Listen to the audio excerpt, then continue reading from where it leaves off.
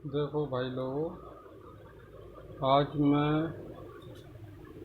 Alternator का जो simulator machine रहता है ये वाला, इसको यूज करने का सही तरीका मैं आपको बताऊंगा किस तरीके से इसको यूज करना है। अब जैसे मैं आपको बताता हूँ, ये वाला जो हमारा केबल है, ये नेगेटिव पॉजिटिव वायर है। ये देखो, ये हमने कनेक्शन नेगेटिव में जोड़ रखा है, पॉजिटिव अभी नहीं लगाया।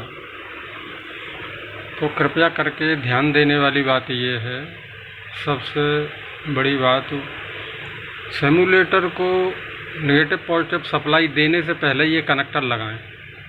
ऐसा ना करें कि सिमुलेटर में सप्लाई देने के बाद कनेक्टर लगाएं। सबसे पहले इसका कनेक्टर लगाएं। कनेक्टर लगाने के बाद अल्टरनेटर फिटिंग होना चाहिए मशीन पर, ठीक है। उसके बाद अल्टरनेटर चेक करना है आपको। इस कनेक्टर को लगाने के बाद फिर इसका हम लगाते हैं, देखो, पॉजिटिव वाला वायर। जैसे ही हमने ये पॉजिटिव वाला वायर लगाया, नेगेटिव हमारा पहले से लगा हुआ है, पॉजिटिव लगाया तो इस सिमुलेटर में वोल्टेज आ चुके हैं इसके अंदर, ठीक है। वोल्टेज आने के बाद फिर ये अपना मेन स्विच जो रहता है, इस मेन स्विच को ऑन करना है आपको। ये मेन स्विच आपको ऑन करना है। मेन स्विच ऑन करने के बाद आपको इंगिशन जो स्विच है ये ऑन करना है। जैसे ही आप इंगिशन ऑन करेंगे तो यहाँ पे ये आरपीएम शो करेगा। जो हमारा स्पीडोमीटर है इसमें भी लाइट आ जाएगा, ठीक है। उसके बाद फिर आपको मोटर को रन करवाना है, अल्टरनेटर को रन करवाना है। अब जैसे मैं आपको रन करवाता हूँ इसको, ये हमारा अल्टरनेटर रन हो चुका है। उसके बाद फिर आपको आरपीएम का बटन पुश करना हो। आरपीएम का बटन हमने पुश कर दिया है, यहाँ पे आरपीएम आ गए। 4 से 5 सेकंड के अंदर यहाँ पे चार्जिंग आ जाता है। यहाँ पे चार्जिंग आ गया, चार्जिंग आ गया। इधर जो हमारा मीटर लगा हुआ है, एम्पियर मीटर, देखो ये भी प्लस में जा चुका है। उसके बाद इस तरीके की बल्बों की व्यवस्था आपको बनानी चाहिए जिससे कि हम लोड डाल के चेक कर सकें। उसके बाद आपको लोड डालना है, धीरे धीरे लोड इसको बढ़ाना है, जैसे कि हम लोड बढ़ा रहे हैं। जैसे देखो, करीब 60-65 एम्पियर का लोड हम डाल चुके हैं। उसके बाद भी ये प्लस में है,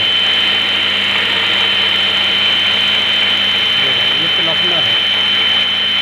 कई बार क्या होता है, अल्टरनेटर पर जब लोड डालते हैं तो अल्टरनेटर काम छोड़ जाता है, तो वो अल्टरनेटर में प्रॉब्लम रहती है। आप जो अल्टरनेटर रिपेयर करें तो इस तरीके से लोड डाल के ज़रूर देंगे। अगर मान लीजिए अल्टरनेटर आपने चेक किया, जैसे ही लोड डाला और अल्टरनेटर काम छोड़ गया, अब उसको दोबारा ट्राई करना है हमें।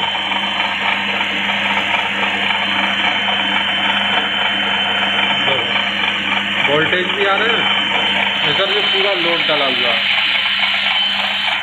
अब इसका हम लोड डाउन करते हैं। मान लीजिए आपने अल्टरनेटर चेक किया, अल्टरनेटर पर लोड डाला और अल्टरनेटर काम छोड़ गया, तो सबसे पहले आपको दोबारा ट्राई करने के लिए क्या करना पड़ेगा हम आपको बताते हैं। सबसे पहले आप आरपीएम का जो बटन रहता है इसको बंद कीजिए। जब इसको बंद कर देंगे तो यहाँ पे आरपीएम डाउन हो जाएंगे, ठीक है। उसके बाद आप अपना जो अल्टरनेटर रन हो रहा है इसको बंद कीजिए, ये बंद हो गया। उसके बाद आपको इंगिशन ऑफ करना पड़ेगा। मेन स्विच भी आप ऑफ कर दें, ठीक है। अब मान लीजिए आपको दोबारा ट्राई करना है इसको, तो दोबारा ट्राई करने के लिए सबसे पहले मेन स्विच ऑन करना पड़ेगा। उसके बाद इंगिशन ऑन हो गया, देखो, ठीक है। उसके बाद फिर अल्टरनेटर को रन करवाओ। ये अल्टरनेटर हमारा रन हो गया। अल्टरनेटर रन होने के बाद लास्ट में जो है इसका आरपीएम बटन पुश करो, यहाँ पे आरपीएम आ गया, यहाँ पे देखो चार्जिंग भी आ गया। फिर आप लोड डाल के दोबारा ट्राई कर सकते हो। देखो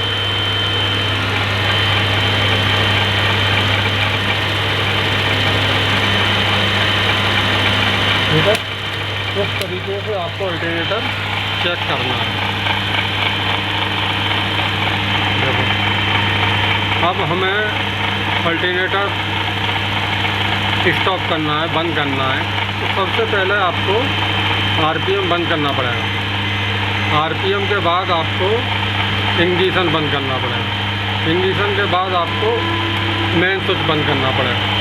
ठीक है, उसके बाद स्टॉपेज कर दीजिए आप। ठीक है,